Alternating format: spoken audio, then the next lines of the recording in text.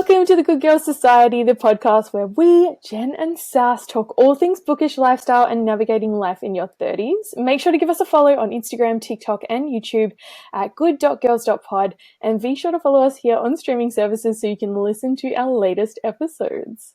On today's episode, we will be discussing Credence, the very controversial and taboo book by the New York Times bestselling author Penelope Douglas. But before we get in, how's life? Life is good. We're in autumn. Like, autumn is in full swing, but it feels like winter already, and I'm loving it. The cozy vibes, just like constant cups of tea. I am just in my happy place. Like, you know how everyone gets into like October mode? That's what I'm in right now. It's like April mode. It's so strange, but yeah, I'm loving the I love that. I'm pretending it is that. I have my turtleneck sweater on in my cup of tea, even though it's totally not that right now. I love it because you're in spring right now, right? Yep, and I'm just casually dying. It's fine. No big deal. Just casually. Oh, because it's spring and you've got allergies. Yep. And every floral tree is blooming right now. So my eyes are constantly watering, my nose is constantly running, and I'm sniffles galore. So in Melbourne, when it gets to spring, it's kind of the same. We have these trees called cum trees. That's not their actual name, but they smell like semen during spring. And so, like, you guys look it up. Melbourne cum trees is like a full-on thing. But I know exactly the pain because you're like smelling cum. And it's like, it's in your mouth. Oh my God, that's terrible. So I don't know if it's just around us, but we have these trees that literally smell like shit. Um, they like produce these little, I guess it's like their seed, but seed. Um, they're these little like balls that fall off the tree, and when people step on them, they make this really nasty like shit smell. And of course, there's one of those trees right outside of my school, and I have to walk by it like when I go into the building and out of the building, and I'm like, oh my God, who did this? Like, why is it here? Who plants these? That's Men. foul. Men plant. That's so foul. Yeah. Yeah. That's exactly it. And like I feel like we've talked about this before, but like what kind of city planner sits down and says, I'm gonna plant trees that smell like cum and shit so that spring is just like bodily fluids. Ew. Let's just force people to smell these all the time in the spring. This is for you guys. We're gonna do this for you. Actually, and you know what? Thanks, men. Thanks for planting those trees. But if you are from Melbourne, definitely let me know if you've smelt the cum tree, because I wasn't privy to the cum tree for a long time. I didn't know it was a thing. And then one day I was like, why does it smell so cummy? And then someone was like, have you ever seen the cum trees? And I was like, there's what?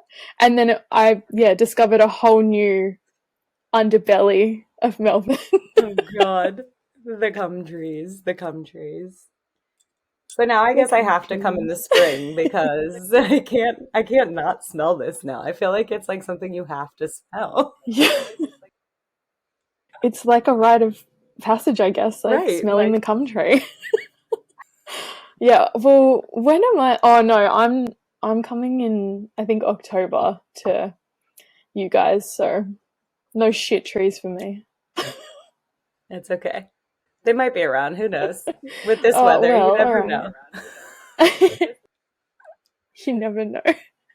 All right, well, let's get into it. Yes. The book begins with the death of Tiernan's parents, who happened to be a famous movie star and director duo. Tiernan is months away from her 18th birthday, and her father has left her in the care of his stepbrother, Jake. Tiernan leaves LA to escape the mountains of Colorado, where she discovers how hot her uncle and cousins are. So let's unpack this for a minute because this is controversial, but I love it. So I sometimes I revisit books like this. Like when I revisited Haunting and Hunting, I was like, okay, very problematic, and I didn't like it as much. But rereading this book, I think there's something wrong with me because I just I just loved it. Like it was so taboo, and like you would never do anything like that. And you know, like the fact that they are her step cousins and her step uncle. But I think what kind of makes it okay is that they never had a familial relationship before. Like they didn't know each other, so it just didn't feel too bad. Yeah. Well, then I also think like I have to remind myself of what the definition of step is. Because like there's no blood in a step relationship, right? Yeah, no, no, there's none. Right. So then this isn't controversial at all. Like that's what blows my mind. They've never really even met Yeah, in the family aspect. I mean, I get the age aspect, but like in the family aspect, they've never really even met. yeah, And there's no blood. Like it's crazy. it's It's not wild. like they got married and grew up together and he had that uncle relationship, cousin relationship with her entire life and like groomed her into this relationship. Like Yeah, this is their first time meeting. Like exactly. It's wild to me that people. So you got everyone knows already, but of course, before we film an episode, I go and have a look at like all of the reviews, and you know there were some scathing reviews about incest and stuff, and I'm like, do you guys know the definition of what a step like cousin, uncle, any sort of step? right. Like the other thing I think is really funny is that step sister, brother, mother, father porn is like super popular. Like super popular. So as if it's not going to be popular in a book. Yeah. It's so silly to me. Well, So because I feel like watching it for porn is like acceptable. mm, But you put it in a book, all of a sudden it becomes like, no, we can't have that. that's exactly Where like books are our porn, exactly but it's because it's female. that is Porn is mainly like a man thing, yeah. and books are our version of porn. And the second that a woman gets brought into it, it's like, oh no, we can't have that. God forbid. Yeah, Like, God forbid a no. woman read a book about a girl having sex with her step uncle and step cousins. I Right. actually can't. And it's like such a sign of the times as well because we're seeing so much of this rhetoric on TikTok and on Bookstagram about women reading porn and these men saying, "Do women read anything that isn't porn anymore?" And it's like, show me your browser history. Show me your secret albums. Exactly. You're throwing stones in glass houses, Like buddies. we're just always expected to be this perfect, innocent little flower. Like we can't do anything. Yeah, But then in the bedroom, we're supposed to be like a porn star. Like, make up your damn mind. What the hell do you want from us? I truly believe there's something deeply wrong with people who yuck others' yums. But anyways, like I really do think that this book just like aged really well. I loved it. Yeah, I loved it too. And you know what? This was my first time reading it. So my best friends had already read this. So when they found out that I was reading it, they're like, look what she's reading now. Can't wait to hear about Uncle Jake. Like, they were loving it. And they were so here for it. And I'm sitting here reading it and I'm like, I know I'm supposed to hate this part, like the very beginning, the first scene with Kaleb. I'm like, I'm supposed to hate this, but I'm loving this right now. I'm here for it, baby. I Like, love give it. me this all day. I want it. I love it. All right, well, we'll get into the characters. So Tiernan is 17 when we meet her, and she's a virgin. We all know how I feel about the virgin trope. It's not my favorite trope. Yeah. I'm very back and forth with it. I just feel like sometimes it's just overdone and like it's like in your face and thrown and it's like constantly brought up and constantly mentioned and I'm like, okay, I get it. Like cool. Yeah, But I feel like this one was like it was discussed and it was mentioned, but it wasn't like thrown in your face all the time. that's true. I think I just generally am so over the virgin trope, but I guess in this circumstance, she is 17. She's just, on her way to finishing high school. Um, so it kind of makes sense. I Yeah.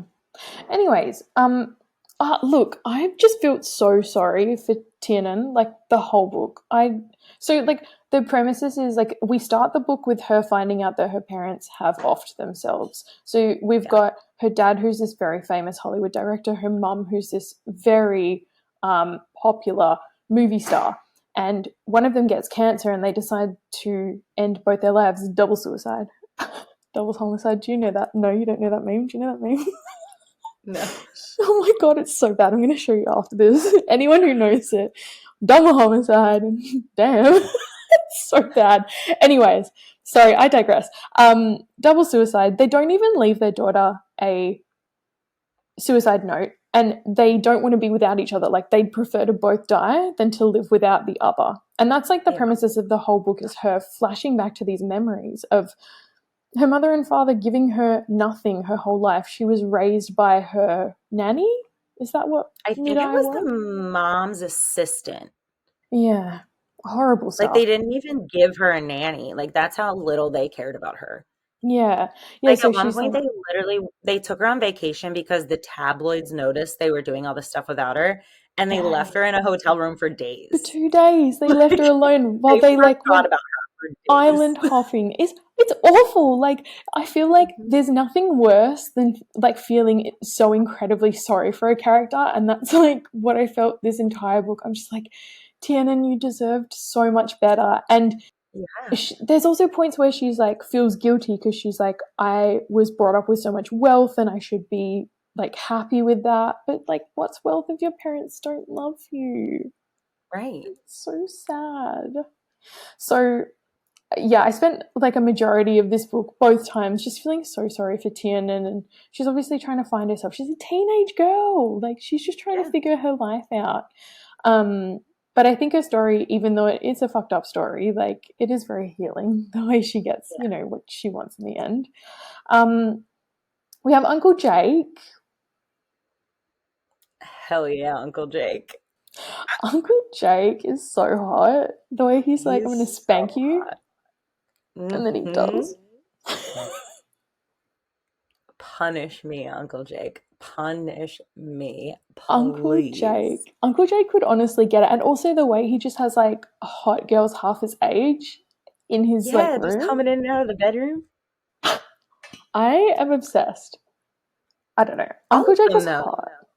Yeah. Like, they literally, all three of them, even Caleb, who doesn't speak and is basically an animal, is getting any girl he wants. And I'm like, damn, y'all. Yeah. And the girls love them. They Uh just huh. love them. It was a lot. I definitely feel like Uncle Jake just obviously had like such a tragic past, and you just again you felt so sorry for him. Yeah. Actually, so I've only read two of Penelope Douglas's books, this one and Trist Six Venom. And Yeah. in both books, actually, you feel really sorry for both the characters because of their families. So I think that might be a theme, a recurring theme that she does Okay. really well, because she did it really well in Trist Six Venom too. Like very different circumstances for the girls, Hmm. but yeah, like really fucked up family life. You just feel super sorry for them. Yeah. But yeah, Uncle Jake can absolutely get it. Um, All, yeah. he was such a train wreck, and that Yeah. made him hotter. And what does that say about us, though? No, 100%. I'm like, why do I enjoy this man so much? Like, is it because we Well, that's okay. could Wait until we get further in because, we could fix him? That's I could fix Uncle Jake. That's what it is. yeah.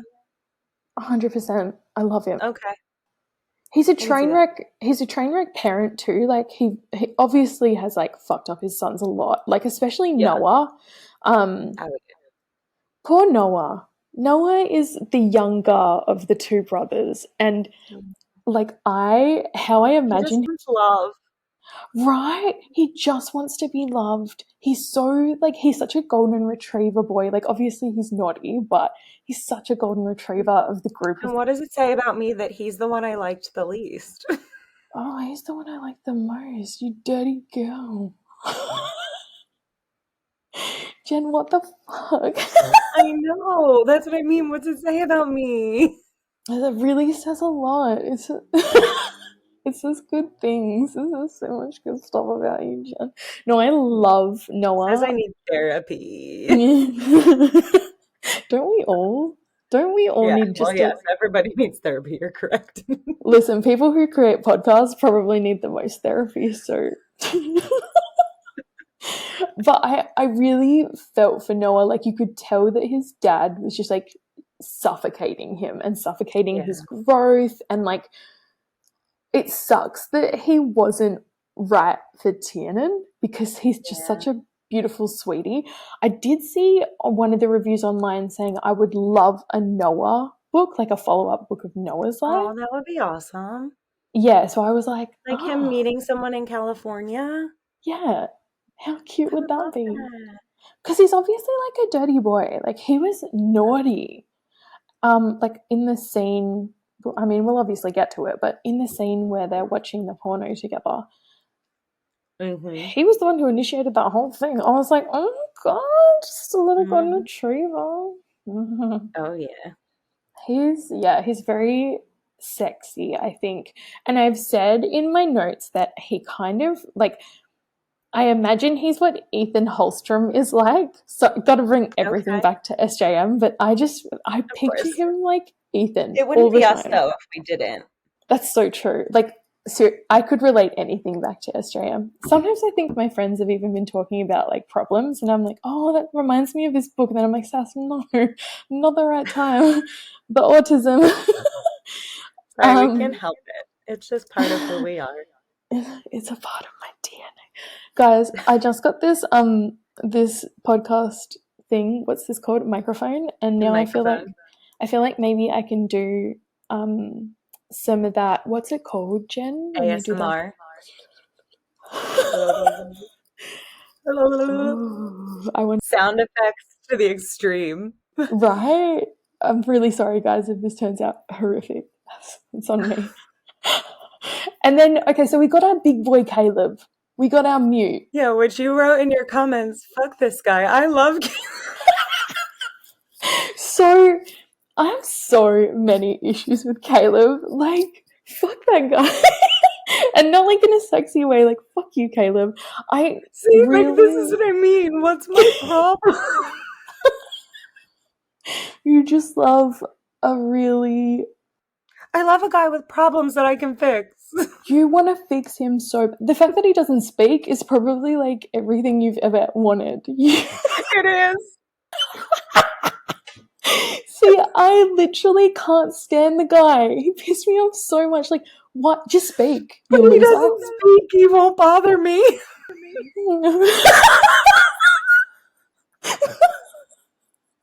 No, that's relevant. That's fair. I'm fully on board with that. No. That's why you like Azriel so much. You know what? That's why I love him. He doesn't speak. Yeah. He's rough as shit. He's gonna hunt me my food. He's gonna cut me down my trees. He, he's gonna pick me up and throw me down. Girl, we're That's gonna why get I love him. That's therapy. we found it. We found it. Listen, it's yeah. Oh dear. But you know what? I get the allure. I understand like that I could fix him. And if we're thinking it from like a sexy point of view, like obviously he's the better of the two. Like he doesn't talk. You don't know anything about him. And they've got different mothers, right? No, they have the same mother. They're the same mother. But he was The the one one is who Jose. saw yeah, but he was the one who the horrible thing happened to, which is why he doesn't talk. What happened to him again? She left him in the car. He got locked in the car. Yep. Horrific, by the way. Like, it makes sense. For like days because she got high and like passed out. Yeah, and was just fucked. which again is not nice. It's not nice, but there are things about Kaleb that I truly couldn't work past. Like, Yeah. obviously, the first time they meet and all that, you know, the rapey scene happens. Like, it's obviously hot, and like you and I love a little CNC moment. Yeah. Actually, let's call it DubCon because it was not consensual.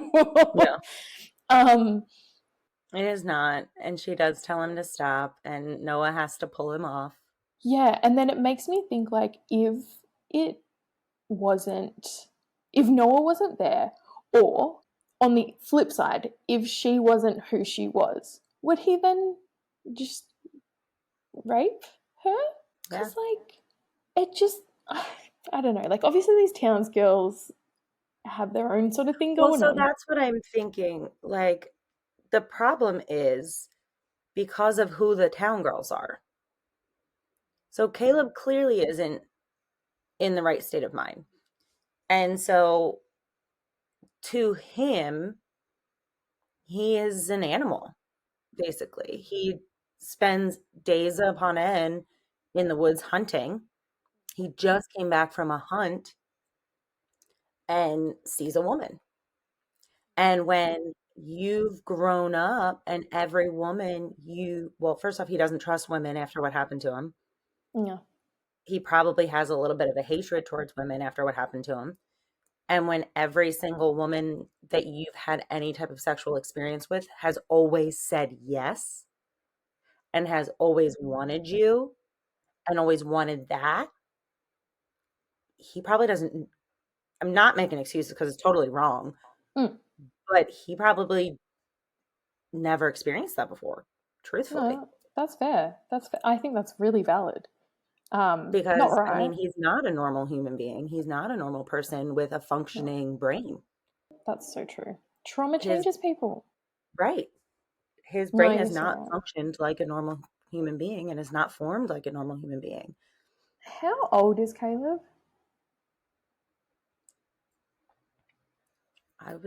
Jake's 40 something, so I would say late 20s. Because, like, I can't remember if I've told you this, but I was watching a TikTok that was talking about people's frontal lobes coming in. And, like, it's that trend where people are like, I woke up at 25 and I could finally think.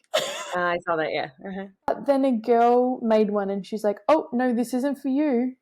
And she was like, Mm-hmm. it's not for you if you have trauma. It's not for you if you have Right. ADD. Not for you if you have autism.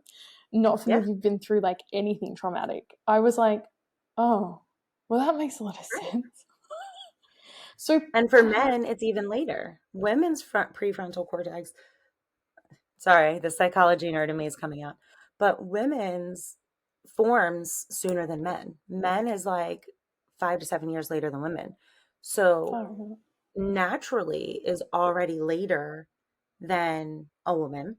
And yeah, then you add in trauma during youth, which was huge because childhood trauma sparks CPTSD throughout mm, more. So that's even more trauma. Then he didn't have a normal upbringing because they probably didn't go to a real school.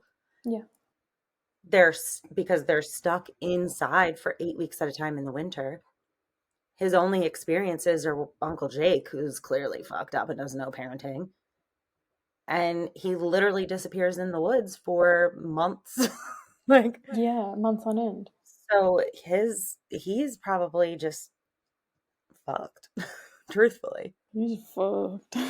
Fucked up. Yeah. Well, when you put it like that, I definitely think it makes a lot more sense. And then, like, obviously he's a mute, so like obviously that's a trauma response, which is horrible when you think about it. But yeah, like lots of very troubling behavior somehow was able to see past almost all of it. I Sexy. did.